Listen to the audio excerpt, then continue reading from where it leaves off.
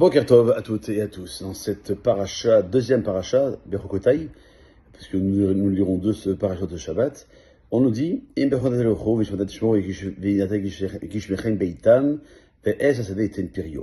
si vous suivez mes décrets, vous gardez mes commandements, alors j'enverrai la pluie en son temps. Les arbres des champs donneront leurs fruits. Et Rashi rapporte que si vous suivez mes décrets, si vous vous fatiguez, dit-il, pour l'étude de la Torah. Les sages disent que on ne reçoit pas de salaire de misa dans ce monde. Alors pourquoi la Torah promet un salaire à ceux qui l'étudient et qui la pratiquent? Dieu a créé ce monde pour faire du bien à ses créatures. Il est donc évident qu'il désire que chaque juif possède tout ce dont il a besoin matériellement afin qu'il puisse remplir son rôle ici-bas.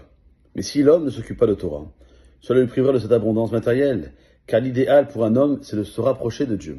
Et s'il n'agit pas en conséquence, qu'il recherche uniquement l'abondance matérielle, il sera entraîné vers les plaisirs de ce monde au prix de s'éloigner de Dieu. Il sera donc en danger. On nous enseigne que si un homme s'aperçoit qu'il a beaucoup d'épreuves, il devra vérifier ses actions. S'il fait une introspection et qu'il ne trouve rien, il devra imputer ses épreuves à son manque d'étude de la Torah. Autrement dit, si un homme voit qu'il a des épreuves qui entraînent un manque d'abondance matérielle, il devra scruter ses actions, car il se peut qu'une faute ait entraîné cela.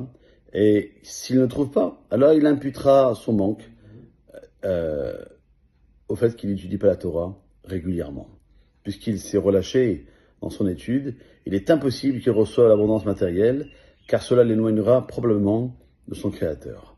Voilà pourquoi la Torah nous met en garde, et c'est le premier verset de cette seconde paracha qui sera le Shabbat.